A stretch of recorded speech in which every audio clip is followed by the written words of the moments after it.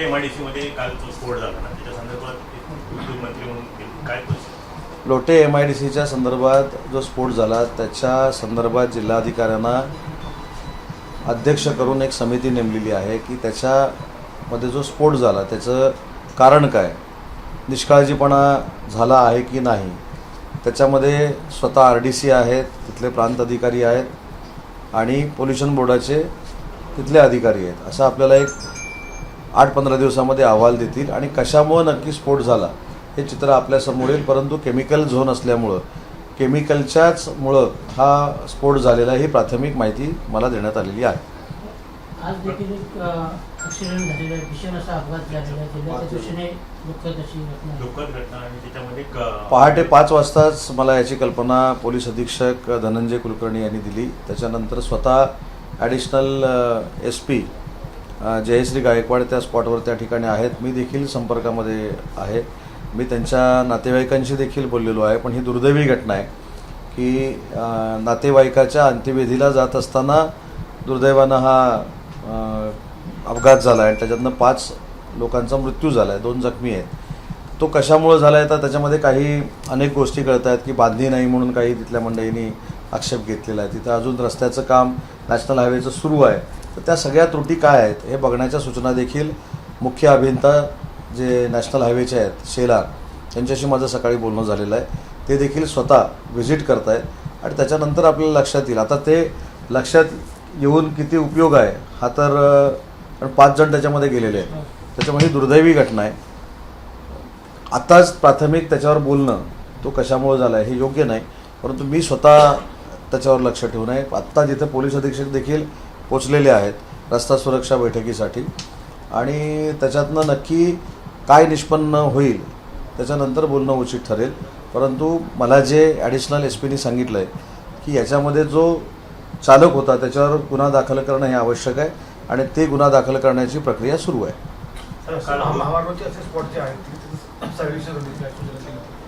हे सर्वेक्षण करण्यापेक्षा कामच चालू तिथे आहे.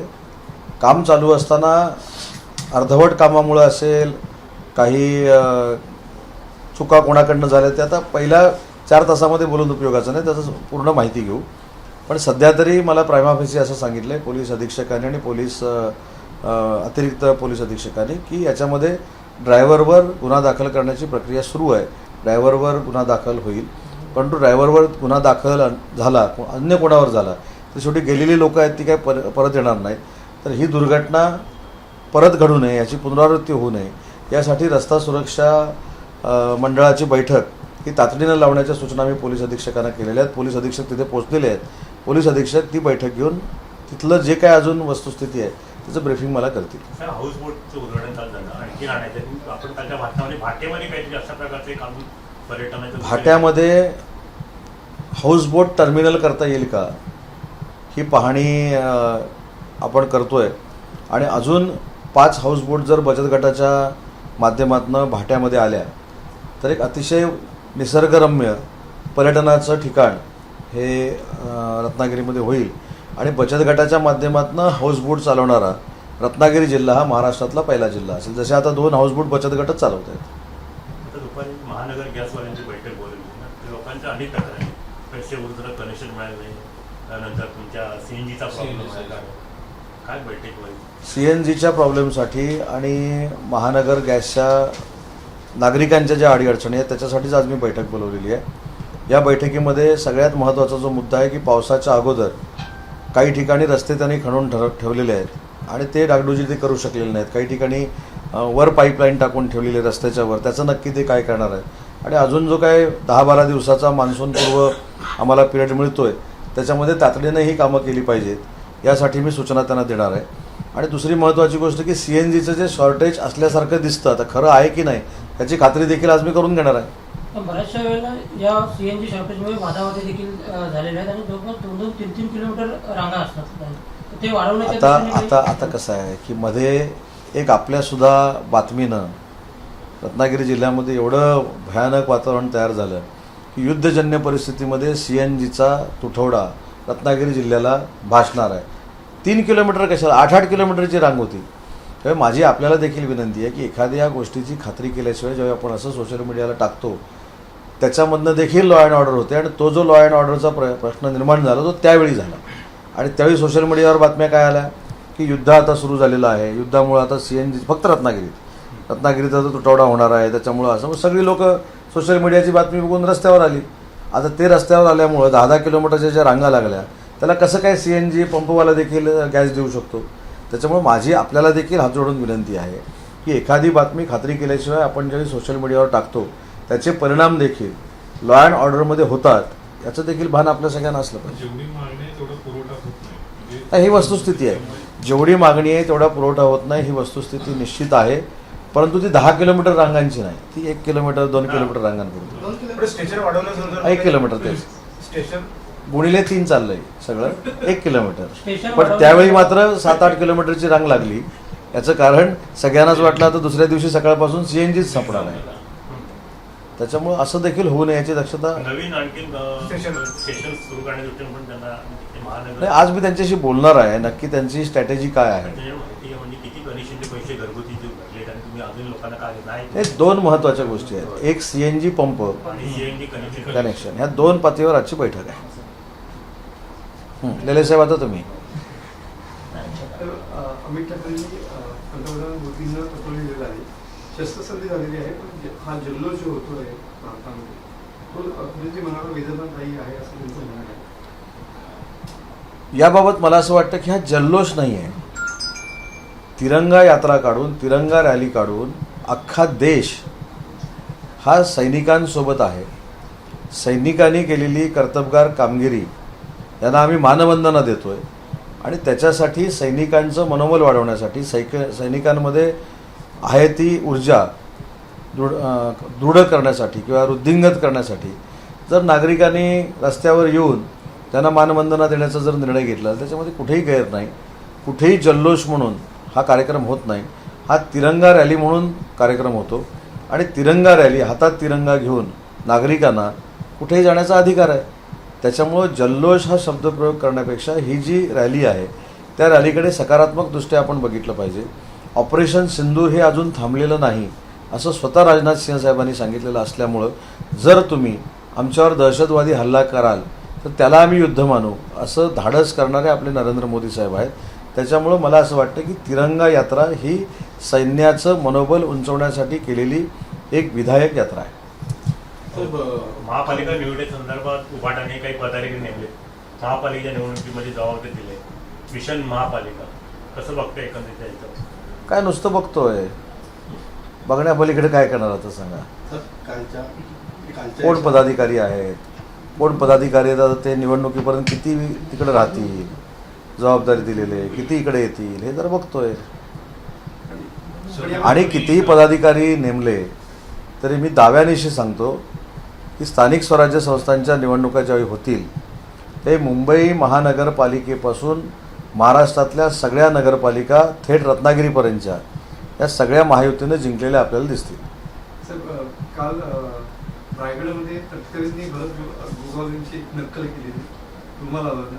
आता खांद्यावर रुमाल टाकून हात जोडून ते पण भरतशेठ गोगावलेंचा रुमाल खांद्यावर नसतो. भरतशेठ गोगावलेंचा नॅपकिन हा गेली वर्षानुवर्ष काखेत असतो. त्याच्यामुळं मला असं वाटत नाही की त्यांनी भरत गोगावले साहेबांची नक्कल केली. आता मला शोधावं लागेल की खांद्यावर नॅपकिन टाकणारा नेता कोण आहे. रायगडचं पालकमंत्रीपद आपल्या डोक्यात असं असताना एक अजितदारांना आणून तिथे शक्तीवरून करून कुठेतरी शिवसेनेला शिव देण्याचा प्रयत्न किंवा शिवसेना त्या ठिकाणी कसं बघतो? भरतशेठ गोगावले हे सर्वसामान्य लोकांचं एक फार मोठं नेतृत्व आहे. भरतशेठ गोगावलेंच्या समोर अनंत अडचणी त्यांच्या 25 वर्षाच्या राजकीय कारकिर्दीमध्ये आल्या तरी देखील ते जिंकलेले आहेत. आणि आज त्यांचा एक सहकारी म्हणून त्यांच्याबद्दल मला नितांत अभिमान आहे.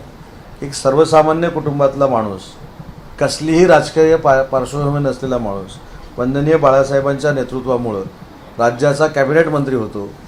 मला असं वाटतं हे कोकणातल्या शेतकरी कुटुंबाला अभिमान वाटावा असं नेतृत्व आहे. याच्या पलीकडे मला दुसरं काही सांगायचं नाही. आणि अजून किती निवडणुका जरी झाल्या तरी भरतशेठ गोगावलेच तिथून निवडून येणार ही काळ्या दगडावरची भगवी रेघ आहे. पालकमंत्री पदाचा काय त्यांच्या क्रीडा तो तिढा सोडवण्याची जबाबदारी माननीय देवेंद्रजी फडणवीस, माननीय एकनाथजी शिंदे आणि अजितदादांची आहे. ते लवकरात लवकर सोडवतील. कालच्या नकलेवरून कुठेतरी शिवसेना आणि राष्ट्रवादीमध्ये परत एकदा काय वादाची हे होते का? नाही, कसली वादाची? हे बघा, प्रत्येकानं लावून घेण्यासारखं आहे.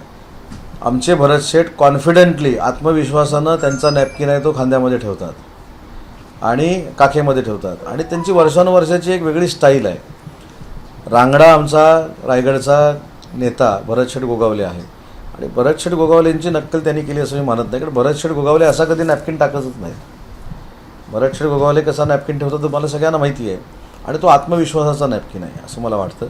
तर भरत शेठच्या बाबतीमध्ये तुम्ही जो मला प्रश्न विचारला की त्याच्यामध्ये अजून काय परिणाम, भरत शेठ गोगावले स्वतःहून जितके वेळ निवडणूक लढवू इच्छितात तितका वेळ भरत शेठ गोगावलेच निवडून येणार.